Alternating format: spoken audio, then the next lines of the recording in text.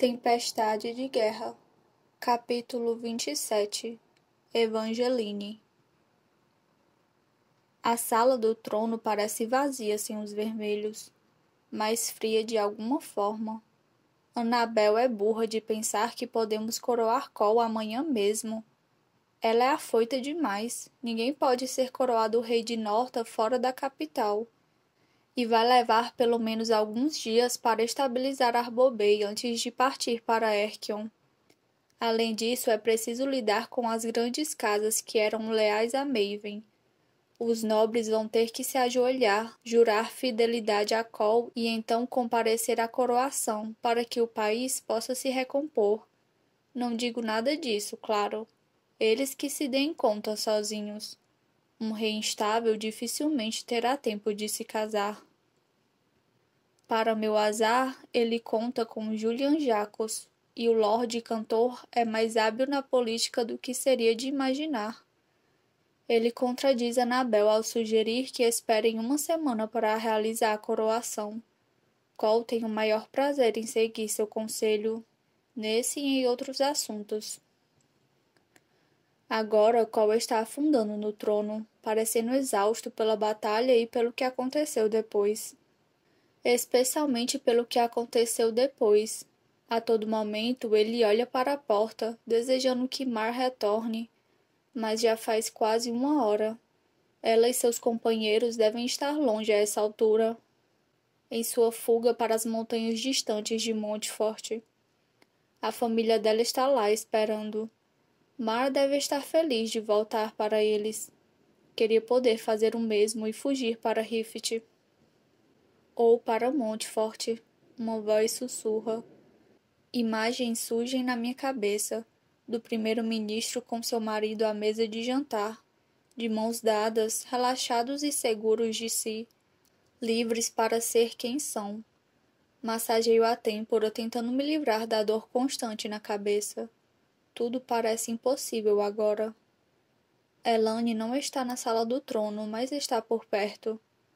Ela fez a jornada com meus pais e chegou hoje à tarde. Estou louca para me livrar deste conselho e passar algumas horas com ela. Não sei quantas ainda me restam. Vou comunicar a notícia. Julian diz com as mãos cruzadas ao lado de Cole. Sem os vermelhos aqui, a plataforma elevada da sala do trono fica tão inclinada que chega a ser engraçado. Os nobres da Casa Samos serão convocados à capital em 1 semana. Você vai esperá-los, feliz em recebê-los. Depois podemos coroá-lo rei. Ele não parece muito animado. Cole mal move a cabeça, só quer que isso acabe logo. Não nota Annabel com os olhos cor de bronze fixados em Julian. Ambos querem agradar ao rei, se manter em suas graças, como crianças disputando a atenção do pai. Eu apostaria em Annabel. Ela tem mais estômago para a corte e a coragem de eliminar quem quer que possa ameaçar seu controle sobre o neto. Suspiro em silêncio, exausta só com a ideia de uma vida acorrentada a Cole. Antes, o poder de ser rainha me animava. Gosto de pensar que Elane me mudou, mas eu já a amava, até quando dizia a mim mesma que ela não passava de um fantoche, como Sônia Iral, uma dama prateada disposta a fazer minha vontade e apoiar minhas maquinações. Acho que a guerra fez alguma coisa comigo. Meteu um medo em mim que nunca tive. Não por mim mesma, mas por Ptolemos e Elane. Aqueles que mais amo, que mataria para proteger. Eu sacrificaria tudo para mantê-los seguros e próximos. Já tive um gostinho da coroa e sei que não se compara. Meu pai não pensa o mesmo, tampouco permitiria que abandonasse minhas obrigações. Não mencionei minhas suspeitas sobre a última parte do acordo de Annabel e Julian. Posso estar enganada. Talvez a rainha Senra e Iris estivessem dispostas a entregar um rei em troca de uma única gota de vingança, ficando satisfeitas com Salim Iral. Você sabe que isso não é verdade. Elas não são idiotas, não pagariam um preço tão alto por uma recompensa tão pequena. E a verdadeira recompensa é meu pai. Olho para ele de soslaio, notando a postura de seus ombros, altivos e firmes sob as curvas de sua armadura de cromo, tão polida que consigo ver meu reflexo nela. Pareço assustada, meus olhos arregalados se movendo de um lado para o outro, rodeados de maquiagem escura para esconder as olheiras. Lutei bem ontem, o bastante para garantir minha sobrevivência e a do meu irmão quando tantos de nós morreram. Meu pai não disse uma palavra sobre isso, nada que indicasse que está feliz porque seus filhos e seu legado sobreviveram. Volussamos é rígido como o aço de que viemos, cheio de arestas afiadas. Até sua barba é bem cuidada e aparada numa perfeição milimétrica. Herdei sua cor, seu temperamento e sua ambição, mas agora desejo coisas diferentes. Ele quer poder, o máximo que conseguir. Eu quero liberdade. Quero ser dona do meu próprio destino. Quero o impossível. Agora, quanto ao casamento real, Annabel começa e não suporto mais. Com licença. Interrompo, sem me dar ao trabalho de olhar para qualquer um deles antes de sair. Sinto que estou me rendendo, mas ninguém me detém, nem mesmo meu pai. Ninguém diz uma palavra. Mal termino de subir a grande escadaria quando minha mãe corta meu caminho. Vestida de verde claro, ela quase sibila de raiva, parecendo uma de suas serpentes. Nunca vou entender como uma mulher tão pequena pode dominar todo um corredor. Oi, mãe. Não precisa se preocupar, estou bem. Não sofri nenhum arranhão. Ela ignora o cumprimento, assim como meu pai não se importa, ou não se preocupa, que eu tenha enfrentado a morte ontem. É inacreditável, Evangeline. Ela me repreende, pousando as mãos cobertas de joias nos quadris. Seu nariz se contorce um pouco e posso ver que não tenho sua atenção total. O resto está num rato que continua espionando o conselho. Consegue escalar as muralhas do Forte Patriota, mas uma simples reunião é demais para você? Estremeço, tentando não pensar na batalha. Com certo esforço, afasto a lembrança. Não gosto de perder tempo. Digo com desdém. Ela revira os olhos como só as mães sabem fazer. Discutindo sobre seu próprio casamento? Não há o que discutir. Escarneço. Minha opinião não importa, então de que adianta estar presente? Além do mais, Tolly vai me contar tudo depois, tudo que meu pai comandar. A última palavra tem um gosto amargo. Minha mãe parece prestes a dar o bote, tensa e perigosa. Você age como se fosse uma punição. Levanto a cabeça, todo o meu corpo e o aço do meu vestido ficam tensos com a raiva. E não é? Ela reage como se eu tivesse lhe dado um tapa e insultado toda a sua linhagem. Não te entendo, minha mãe diz, erguendo as sobrancelhas. É isso que você quer, aquilo por que trabalhou a vida inteira. Só me resta rir da cegueira dela. Não importa com quantos olhos minha mãe veja, nunca vai ser através dos meus. Meu riso a incomoda. Olho para sua testa, para sua trança cravejada de pedras preciosas. Ninguém pode dizer que Larentia Viper não representa bem o papel de rainha. Tanta confusão por isso. A coroa combina com você, mãe. Suspiro.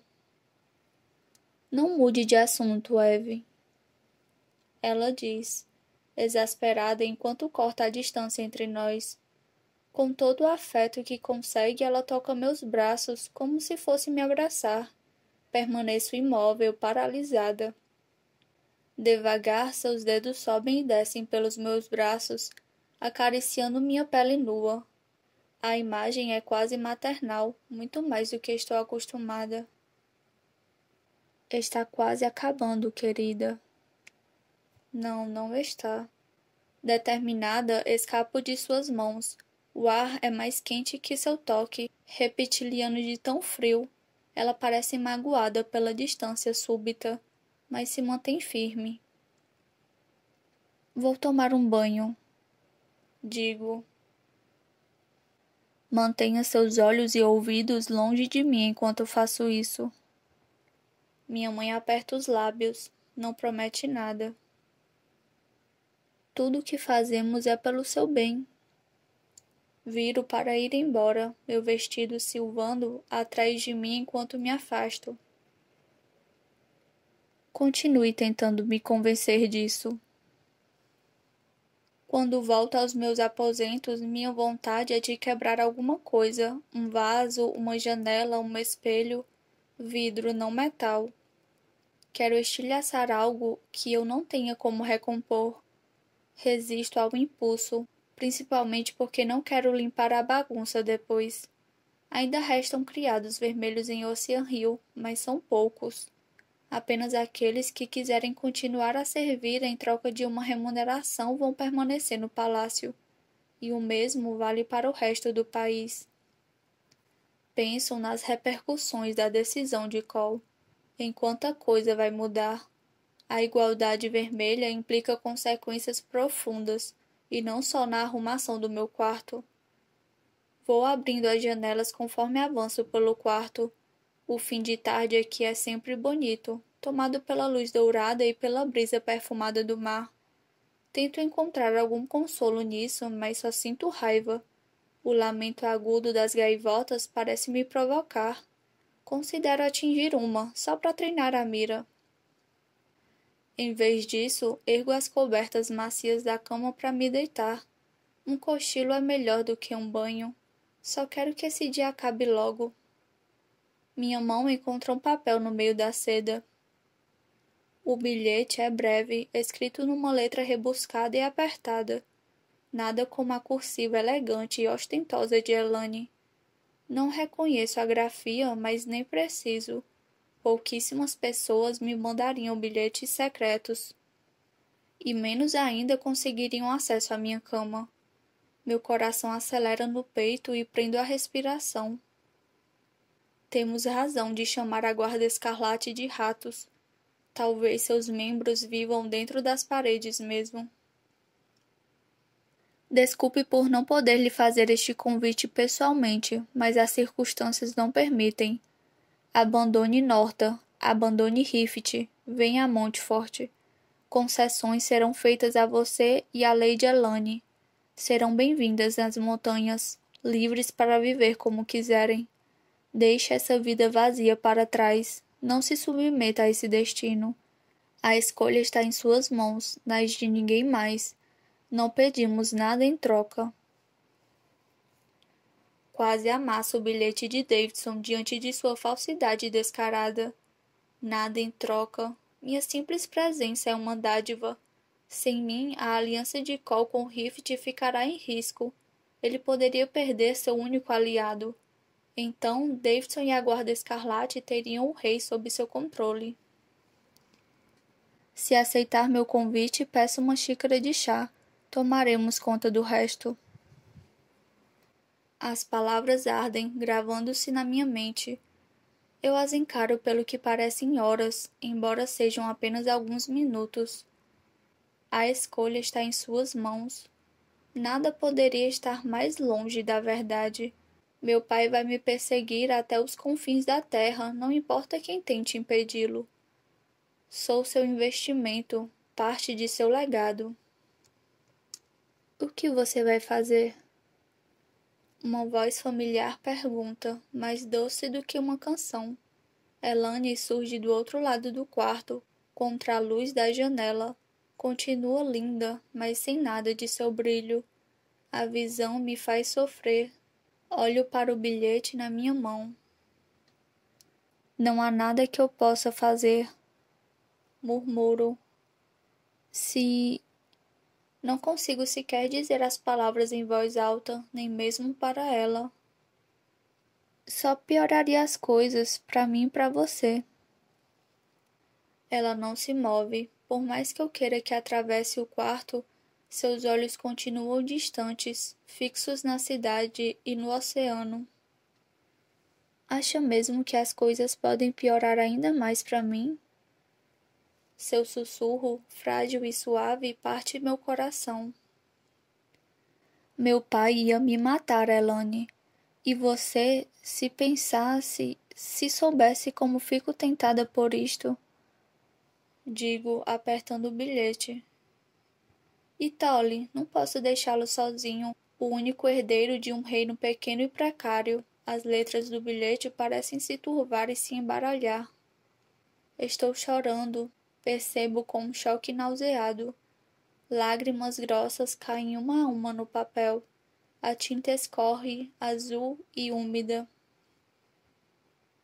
Evangeline, não sei por quanto tempo posso continuar vivendo assim. A admissão é simples, direta. Seu rosto se contrai, preciso desviar os olhos. Devagar levanto da cama e passo por ela. Seu cabelo ruivo reluz na minha visão periférica. Elane não me segue até o banheiro, me deixando pensar. Com as mãos trêmulas e as lágrimas rolando, faço o que disse à minha mãe que ia fazer. Me arrasto até a banheira e afundo o bilhete na água, deixando as palavras, a oferta e nosso futuro se afogarem. Enquanto deito na água quente, sinto nojo de mim mesma, da minha covardia, de toda a podridão na minha vida. Jogo a cabeça para trás e mergulho, deixando a água da banheira substituir as lágrimas ainda frescas em meu rosto. Submersa, abro os olhos para ver o estranho mundo ondulante além da superfície. Expiro devagar, observando as bolhas flutuarem e estourarem. Concluo que posso fazer alguma coisa, e apenas uma, em relação a tudo isso. Posso manter a boca fechada e deixar que Julian e Annabel sigam em frente com seus jogos. Meu cabelo ainda está úmido na hora do jantar, enrolado numa espiral na base do pescoço. Meu rosto está limpo, sem maquiagem, sem pintura de guerra. Não há necessidade dos ornamentos habituais entre família, embora minha mãe pareça discordar. Ela está vestida para um jantar formal, ainda que sejamos apenas nós 5 no salão dos aposentos do meu pai. Minha mãe cintila como sempre, usando um vestido de mangas longas e gola alta em um tecido preto, que reluz em tons de roxo e verde. Ela usa a coroa e o cabelo trançado. Meu pai pode prescindir da sua. É intimidador, independente do que use. Assim como Ptolemos está com uma roupa simples sem adornos, em nosso preto e prata. Elane parece serena ao lado dele, seus olhos secos e vazios. Remexo a comida em silêncio como fiz com os 2 pratos anteriores. Meus pais falam o suficiente por todos nós, embora Ptolemos faça comentários de vez em quando. Ainda me sinto nauseada, com a barriga revirando de mal-estar.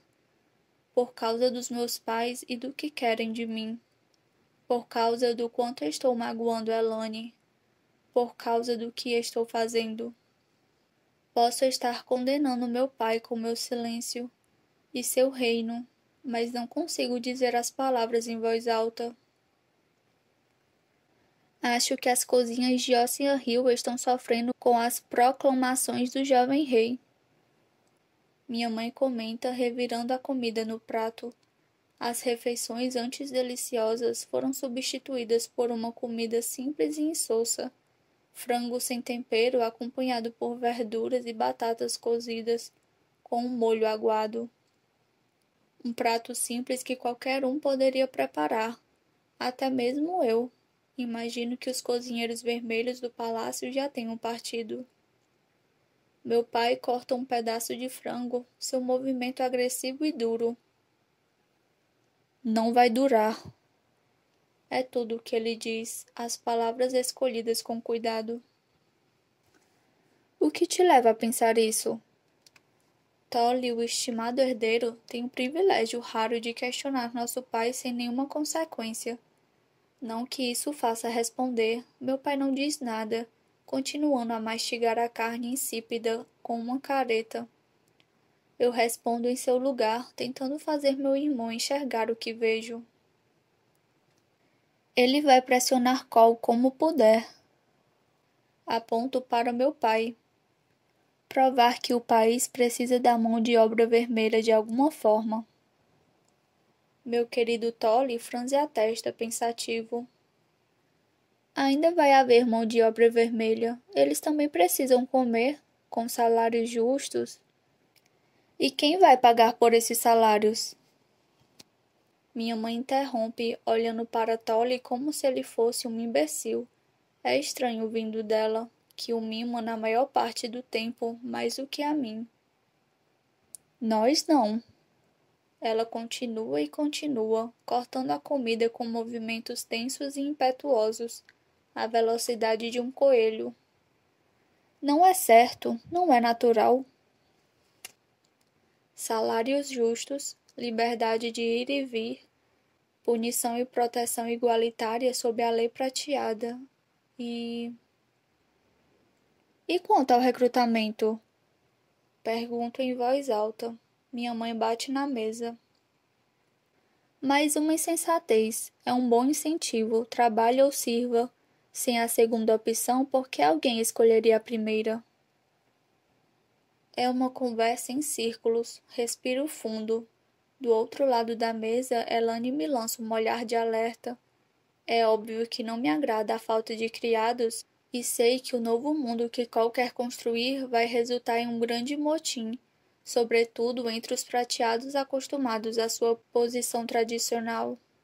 Isso não vai durar. Não tem como durar. Os prateados não vão permitir. Mas permitem em Montfort, como Davidson disse.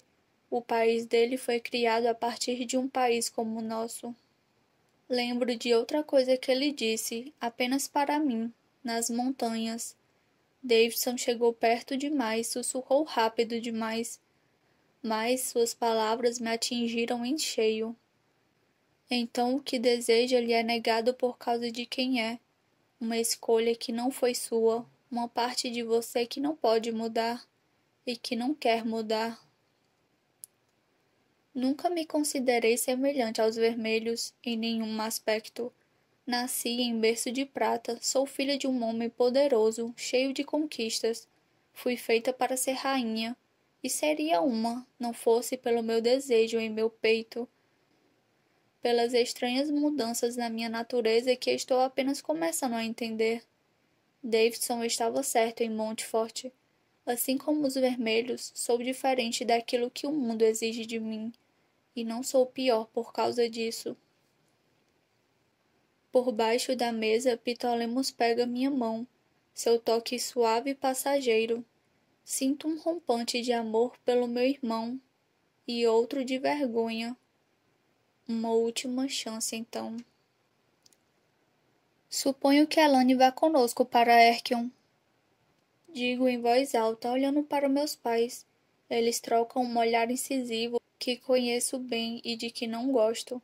Elane baixa os olhos, fitando as mãos sobre a mesa. Ela vai ter que se apresentar junto ao resto de sua casa para jurar lealdade. Explico friamente, apresentando um argumento sólido bastante. Mas não para minha mãe. Ela põe um garfo no prato e o metal produz um tinido sobre a porcelana. A princesa Elane é a esposa do seu irmão, diz, enfatizando as palavras que soam como pregos riscando o vidro. Parece até que Elane não está na sala, seu tom me faz ranger os dentes. E seu irmão, assim como o resto da nossa família, já se provou leal ao rei Tibérias. Não é necessário que faça a longa jornada. Ela vai voltar para a mansão Rígide. Um rubor tinge as bochechas de Elane. Ainda assim ela morde a língua, sabendo que é melhor não lutar essa batalha sozinha. Solta um suspiro exasperado. Longa jornada. Que monte de... Bom, como princesa de Rift, Elane deve estar presente na coroação, para mostrar ao reino quem somos, As fotos e gravações vão ser transmitidas em todo o Rift, além de Norta. Nosso reino deve conhecer sua futura rainha, não? Meu argumento é frágil, na melhor das hipóteses, e soa tão desesperado quanto me sinto. Odeio lembrar a todos, sobretudo a mim mesma, o título de Elane, porque ele vem do meu irmão e não de mim. A decisão não cabe a você. Quando eu era criança, o olhar fixo do meu pai me calava na hora. Às vezes eu fugia dele, o que só significava castigos piores. Por isso aprendi a encará-lo de volta, apesar do medo, a olhar nos olhos do que me apavora. Ela não pertence a você nem a ele. Eu me ouço rosnar, soando como um dos felinos da minha mãe. Não sei por quanto tempo posso continuar vivendo assim. Ela me disse antes. Nem eu.